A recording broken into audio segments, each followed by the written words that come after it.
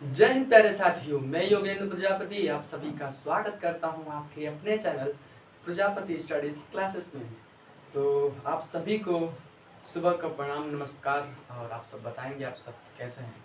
उम्मीद कर रहे हैं मस्त होंगे, ज़बरदस्त होंगे और अपनी पढ़ाई में लगे होंगे। तो आप सब बताएंगे आप सब पढ़ाई कैसी चल रही है। उम्मीद कर रहे हैं आप लोगों का पढ़ाई अच्छी चल रही होगी और साथ ही साथ में आप लोग रिवीजन भी कर रहे होंगे। इसमें तो कहें तो गर्मी बहुत काफ़ी चल रही है, पढ़ने और पढ़ाने का मन भी नहीं कर रहा है, बट क्या किया जाए, हर काम करना जरूरी होता है। तो आज हम लोग का टॉपिक होने वाला है सर्वनाम। आज आप लोगों के बीच हम सर्वनाम के बारे में डिस्कस करेंगे कि सर्वनाम होते क्या हैं, इसके प्रकार क्या होते हैं। ये बहुत छोटा सा चैप्टर है, लेकिन इसे हम बहुत आसानी से इसे समझेंगे और आप लोग इस वीडियो के लास्ट तक आप लोग सब बने रहिएगा। तो चलिए आइए शुरू करते हैं अपने क्लास को। और क्लास स्टार्ट करने से पहले एक बात हम हमेशा बोलते हैं और बोलते आएंगे कि जो भी भाई और जो भी बहन अभी हमारे चैनल से नहीं जुड़े हैं तो कृपया करके हमारे चैनल से जुड़ें।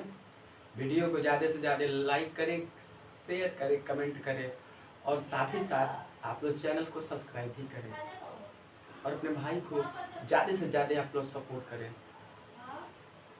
ताकि हमें पढ़ाने में इंटरेस्ट हो।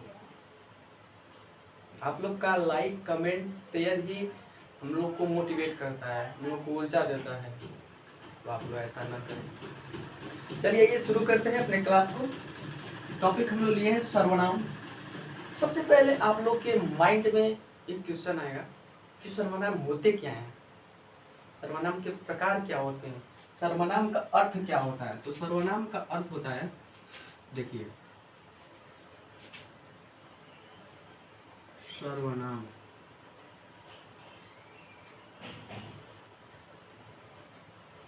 सर्वनाम सर्वनाम माने क्या होता है, हम यहाँ पे इसको लिख दे रहे हैं। सर्वनाम माने सबका नाम। क्या होता है?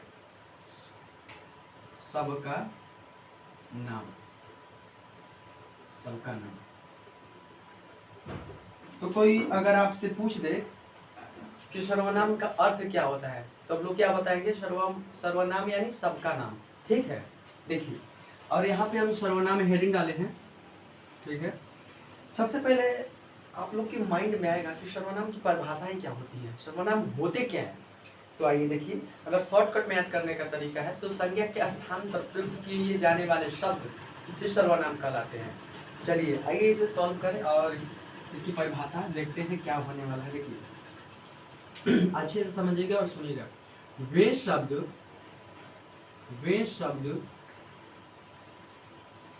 जो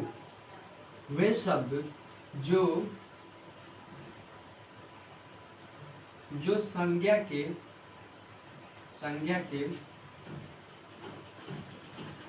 के स्थान पर, वे शब्द जो संज्ञा के स्थान पर प्रयुक्त किए जाते हैं।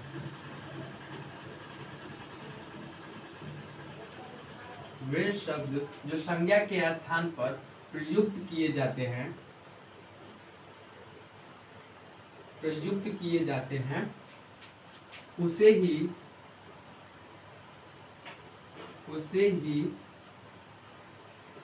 सर्वनाम कहते हैं। उसे ही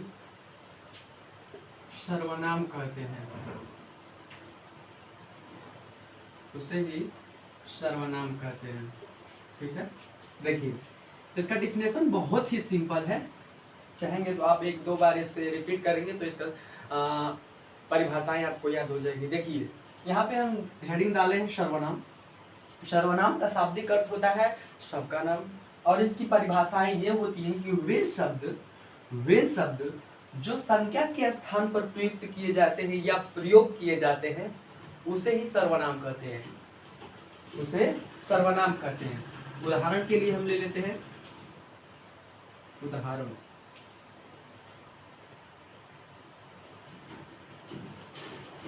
उदाहरण देखिए, इसका उदाहरण क्या हो जाता है, जैसे कि देखिए आप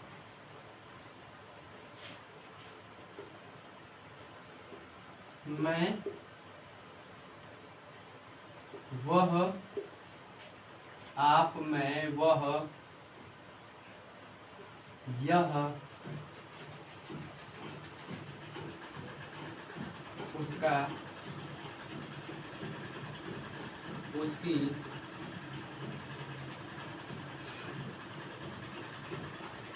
कुछ तुम आदि।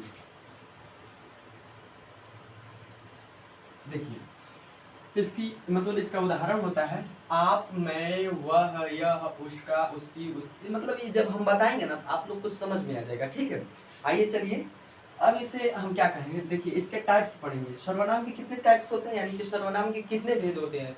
तो सर्वनाम के 6 भेद होते हैं।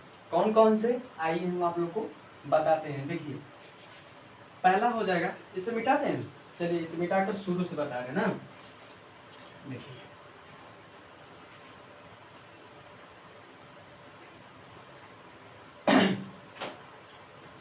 सर्वनाम के भेद क्या होते हैं, सर्वनाम सर्वनाम के भेद, सर्वनाम के भेद, सर्वनाम के कितने भेद होते हैं, हम आपको अभी बताए हैं। तो सर्वनाम के कितने भेद होते हैं, 6 भेद होते हैं। कौन कौन से, देखिए यहाँ पे आपका हो गया, यहाँ पे आपका हो जाएगा निश्चयवाचक, निश्चयवाचक सर्वनाम। ठीक है, क्या हो जाएगा आपका, निश्चयवाचक सर्वनाम, निश्चयवाचक सर्वनाम, निश्चयवाचक सर्वनाम। दूसरा आपका हो जाएगा अनिश्चित, अनिश्चित सर्वनाम, निश्चित वाचक सर्वनाम, अनिश्चित वाचक सर्वनाम, सर्वनाम। तीसरा आपका हो जाएगा निजवाचक सर्वनाम, निजवाचक, निजवाचक सर्वनाम, सर्वनाम। चौथा आपका हो जाएगा प्रश्नवाचक सर्वनाम, प्रश्नवाचक, प्रश्नवाचक सर्वनाम, प्रश्नवाचक सर्वनाम। पांचवा आपका हो जाएगा, पांचवा क्या हो जाएगा, जल्दी आप लोग कमेंट करिए, जल्दी जल्दी जल्दी। पांचवा आपका हो जाएगा संबंधवाचक सर्वनाम, संबंधवाचक, संबंधवाचक वाचक सर्वनाम, सर्वनाम। और आपका छठा हो जाएगा पुरुषवाचक सर्वनाम, पुरुषवाचक वाचक सर्वनाम, पुरुषवाचक सर्वनाम। ये आपके 6 हो गए। बट ये जो पुरुषवाचक सर्वनाम है ना, इसके भी 3 भेद होते हैं। तो सबसे पहले हम इन सबको बता दे रहे हैं, उसके बाद इसका भी जो प्रकार होते हैं पुरुषवाचक सर्वनाम के, उसको भी हम बताएंगे। ठीक है, पहले आप लोगों को इसको हम बता दें। देखिए सबसे पहले हम देखेंगे निजवाचक निश्चित वाचक सर्वनाम को।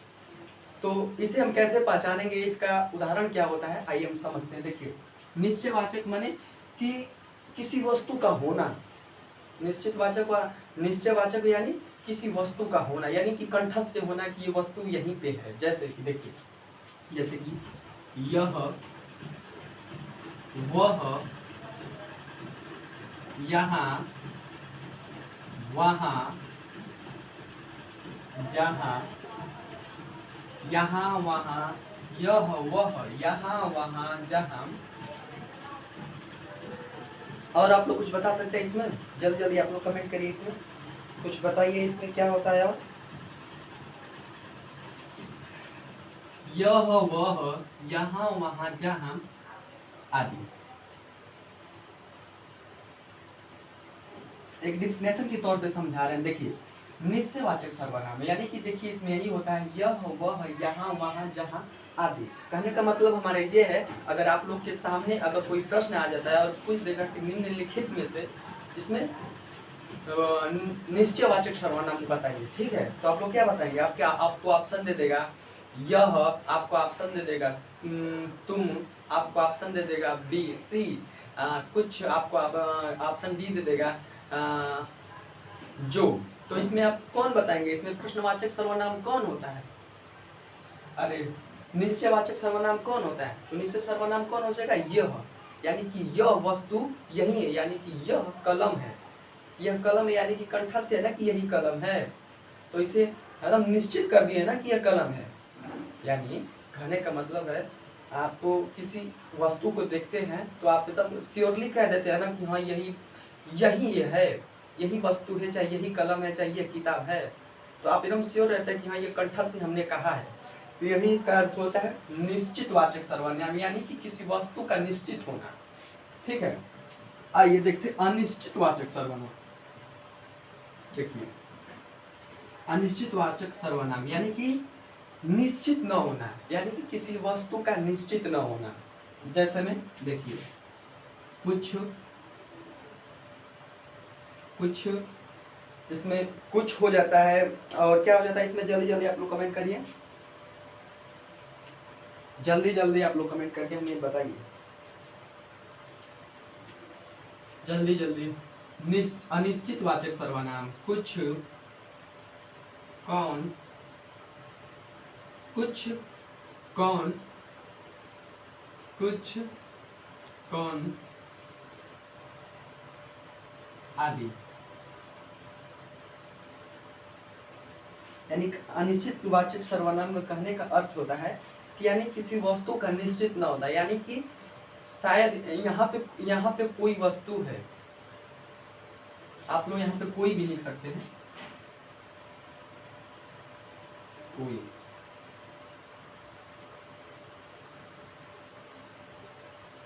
आदि। यानी कहने का मतलब हमारा ना कि यहाँ पे कोई निश्चित नहीं होता है। जैसे कहने का मतलब यहाँ पे कोई वस्तु है, कौन सी वस्तु है आपको पता है, यानी कि आप दुविधा में, आप अनिश्चित उसे कर पा रहे हैं, आप उसे निश्चित नहीं कर पा रहे हैं, तो यही इसका होता है। देखिए आइए यहाँ पे दिया है निजवाचक सर्वनाम। निजवाचक सर्वनाम का क्या होता है, देखिए निजवाचक यानी कि स्वयं, स्वयं, स्वतः, स्वतः, आप, स्वयं स्वतः, स्वयं स्वतः,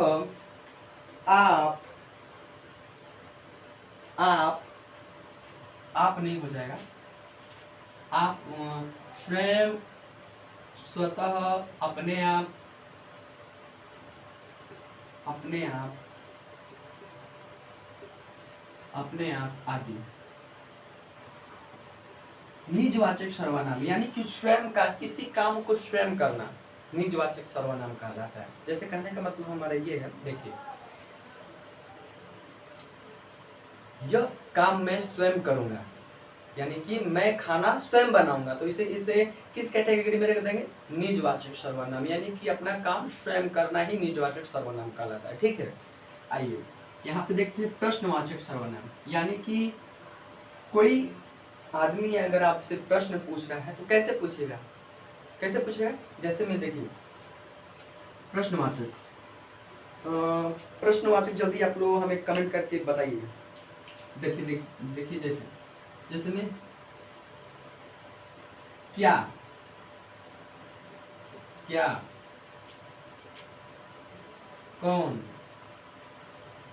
क्या हो गया, कौन हो गया, क्यों हो गया, क्यों हो गया। जैसे में नहीं पूछते हैं कि तुम क्या कर रहे हो, तुम क्या लिख रहे हो, तो ये तो नहीं, यानी कि यह तुमसे क्वेश्चन कर रहे हैं, तुमसे प्रश्न पूछ रहे हैं, तो तुम बताओगे कि हाँ मैं कलम से कविताएं लिख रहा हूँ, या कलम से मैं पेंटिंग बना रहा हूँ, कुछ भी आप कहेंगे, तो यानी आपके उनके सवालों का आप जवाब देते हैं, तो वही क्या होते हैं, प्रश्नवाचक सर्वनाम होते हैं कि क्यों, कौन, क्यों, क्या, कौन, क्यों आदि।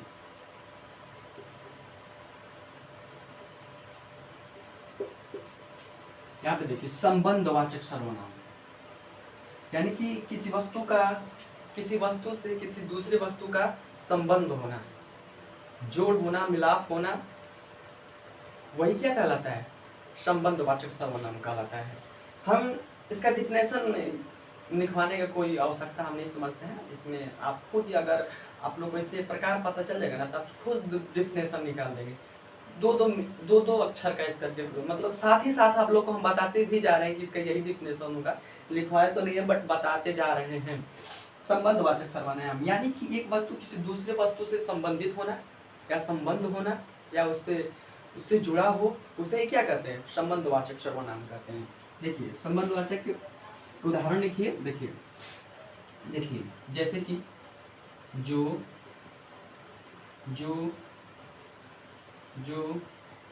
सो, उसका, उसकी, उसकी, जिसका,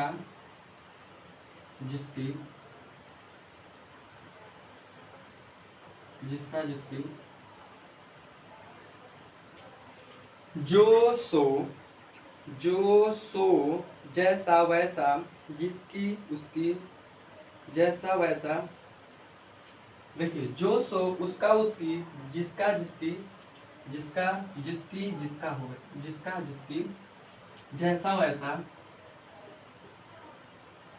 जैसा वैसा आदि। यानी कि एग्जामिनर अगर आपको इसका डिफिनेशन पूछने लगे तो वही बताएंगे ना, नहीं बताया है? किसी वस्तु किसी दूसरे वस्तु से संबंध रखता है, उसे ही संबंधवाचक सर्वनाम कहते हैं। और इसका उदाहरण हो जाएगा जो, सो, उसका, उसकी, जैसा वैसा आदि। देखिए अगर आप लोगों के सामने अगर कोई प्रश्न आ जाता है और आप लोगों को पहचानना हो कि इसमें संबंधवाचक सर्वनाम कौन से हैं, तो देखिए उसमें शॉर्टकट मतलब दिया रहता है सिंपल, कि सीता मेरी बहन है। सीता मेरी बहन है तो यानी कि उससे हमारा संबंध है। सीता मेरी बहन है तो वो कौन सी हो गई? वो संबंध हो गया, उससे मेरा संबंध है, यानी कि सीता मेरी बहन है। ठीक है। उसकी माता मेरी माँ है, यानी कि उसकी माता मेरी माँ, यानी कि संबंध उससे है और उससे संबंध मेरा है। यानी या तो उसका संबंध मुझसे है या तो मेरा संबंध उससे है, वही हो जाता है। यहाँ पे देखिए पुरुषवाचक सर्वनाम क्या हो जाता है? पुरुषवाचक सर्वनाम। पुरुषवाचक सर्वनाम में क्या होता है? एक श्रोता होता है और एक स्रोत होता है, एक श्रोता होता है। ठीक है, जो कि एक आदमी कहता है और दूसरा आदमी सुनता है, और तीसरा आदमी क्या करता है? अभी वहीं तक नहीं जाएंगे, अभी यहीं तक समझिए। देखिए सर्वनाम यानी पुरुषवाचक सर्वनाम। पुरुषवाचक सर्वनाम में क्या होता है? देखिए इसका उदाहरण लिख लीजिए आप लोग। देखिए इसमें होता है, इसमें स्रोत होता है,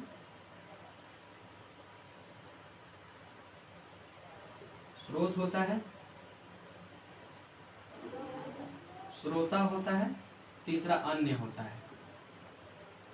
ठीक है, यानी कि एक इंसान, एक लेक्चरर होता है और एक सुनने वाला होता है, यानी कि एक कहने वाला होता है और एक सुनने वाला होता है। ठीक है, और तीसरे अन्य होते हैं, उसे क्या कहते हैं?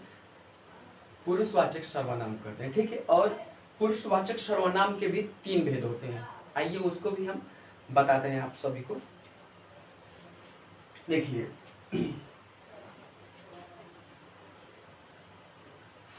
तो उम्मीद कर रहे हैं आप लोगों को समझ में आ रहा होगा और स्पष्ट रूप से आप सभी को दिख भी रहा होगा। यहाँ पे हम हेडिंग डालेंगे पुरुषवाचक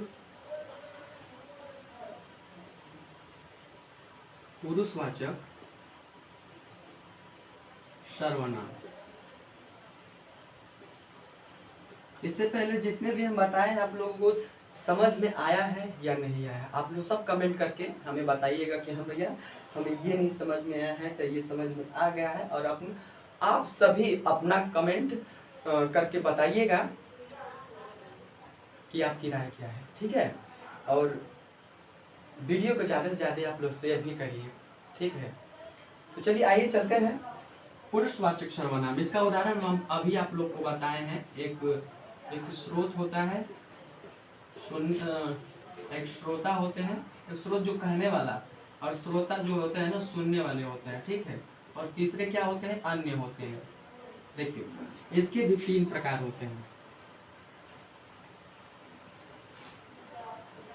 इनके भी 3 प्रकार होते हैं। देखिए इनके भी 3 प्रकार होते हैं। कौन कौन से? आप लोग जल्दी कमेंट करके हमें बताइए। देखिए पहला हो जाता है आपका उत्तम पुरुष, उत्तम पुरुष, उत्तम पुरुष। तीसरा मध्यम पुरुष,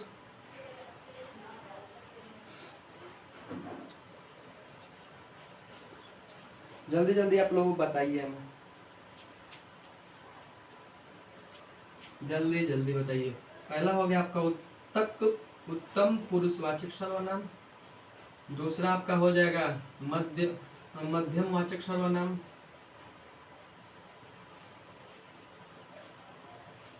मध्यम।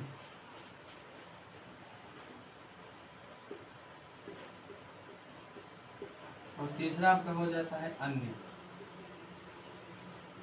तीसरा आपका क्या हो जाता है? अन्यवाचक सर्वनाम। अन्यवाचक सर्वनाम। जल्दी जल्दी आप लोग बताइए।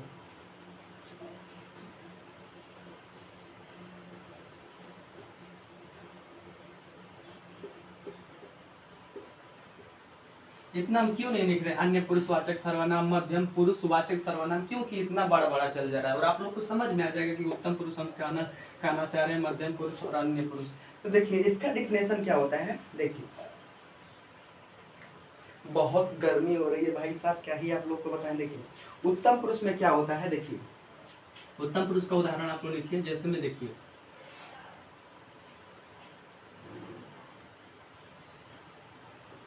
देखिए मैं,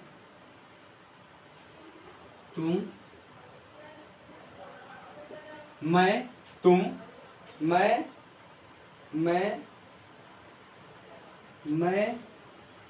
आप,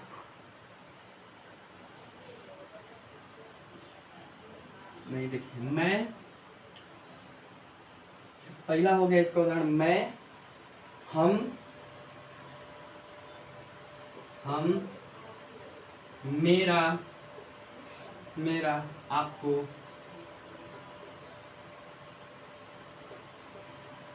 मैं, हम, मेरा, आपको, मुझे,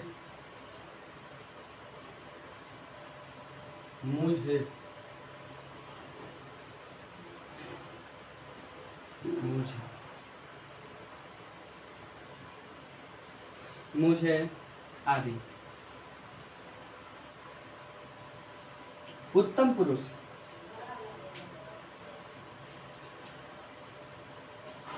उदाहरण देखो। मध्यम पुरुष का उदाहरण क्या होता है? आप लोग जल्दी जल्दी हमें कमेंट करके बताइए कि भैया इसमें क्या क्या आते हैं।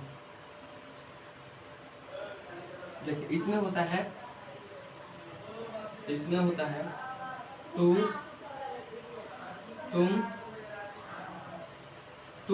तुम, मुझे, तुम,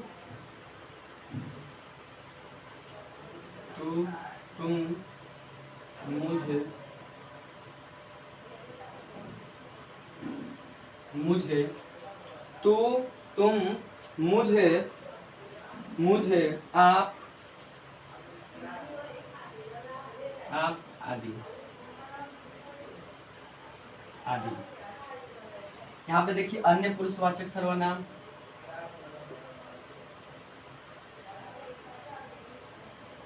अन्य पुरुषवाचक सर्वनाम आप लोग जल्दी जल्दी कमेंट करके हमें बताइए।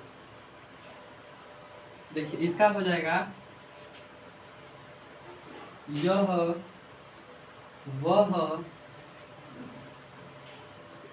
ये वे। देखिए आइए आप लोग को समझाने की कोशिश करते हैं उत्तम पुरुष क्या होता है। उत्तम पुरुष यानी कि वो कहने वाला होता है उत्तम पुरुष। मध्यम पुरुष यानी उससे थोड़ा डाउन होता है। अन्य पुरुष हड़क ऐसा नहीं लोग करते हैं इस मनी, यानी कि अन्य पुरुष का कोई वैल्यू नहीं होता है। ठीक है, तो वही इसका होता है। आप लोग समझ गए होंगे उत्तम पुरुष, मध्यम पुरुष और अन्य पुरुषवाचक सर्वनाम। यही इनके भेद होते हैं और यही इनके प्रकार और यही इनके उदाहरण होते हैं। और इससे ज्यादा सर्वनाम में कुछ पूछता नहीं है आप लोगों से, ज्यादा कुछ इतना ही बस इसमें है। सबसे मोस्ट इसमें टॉपिक होता है ना इसके मतलब इसे पहचानना। ठीक है, इसे आप कैसे पहचानेंगे, देखिए यही इसका पहचानने का तरीका है। तो मतलब कि हम अपना पूरा प्रयास किए हैं कि आप लोगों को एक अच्छे तरीके से समझाएं और समझाने की कोशिश किए। तो आप लोग कमेंट बॉक्स में बताइएगा कि हमें क्लास आप लोगों को कैसी लगी है। अगर क्लास आप लोगों को अच्छी लगी होगी तो प्लीज़ चैनल को लाइक, सब्सक्राइब और साथ ही साथ वीडियो को ज़्यादा से ज़्यादा आप लोग शेयर भी करिएगा। और आप लोगों को शायद पता भी होगा कि सोशल मीडिया के द्वारा हमें भी देखने को मिला है कि एक बहुत ही दुखजनक घटना घटी हुई है जो अहमदाबाद में घटी है। एयर इंडिया क्रैश हो गई है, जल कर राख हो गई है। उसमें 200 शायद लगभग 243-42 लोग थे, सभी के सभी डेट कर गए। बट एक को छोड़कर उसमें से एक बंदा बच गया है। यानी कि सोचिए भगवान ने उसका कैसा तकदीर लिखाया। 243 एयर इंडिया पूरी तरह से जल गई, 243 लोग मौत के घाट उतर गए। बट वो बंदा देखिए, भगवान का करिश्मा देखिए, भगवान का कुदरत देखिए। साक्षात कहिए तो भगवान का हाथ उसके सिर पे था। सोचिए अपने पैरों से चलकर उस एयर इंडिया से निकल कर आया है वो बंदा, और अभी की डेट में वो एक हॉस्पिटल में एडमिट है, उसका इलाज चल रहा है। तो यही कहते हैं डर के आगे जीत है। आप किसी भी चीज से या किसी भी परिस्थिति में आप डरिए मत, आप उसके डट कर सामना उसका कीजिए, तभी आप सफल होंगे। नहीं तो जो डर जाता है वो मर जाता है। आप लोग टीवी में वगैरह में देख भी रहे होंगे, जो हमारे सेलिब्रिटी है पूरी वो उसका प्रचार प्रसार करते हैं, यो माउंटेन ड्यू डर के आगे जीत है। तो आज जो बंदा उसने सिद्ध कर दिया है कि डर के आगे जीत है। सोचिए वो कैसा मंजर होगा जब 243 लोग मौत के घाट उतर जा रहे हैं और उसमें से एक बंदा निकल कर अगर सामने आएगा, तो सोचिए अपने वो आप में वो बंदा कितना भाग्यशाली होगा। तो इसी के साथ चलते हैं। जय हिंद, नमस्कार, राम, जय हिंद, जय भारत।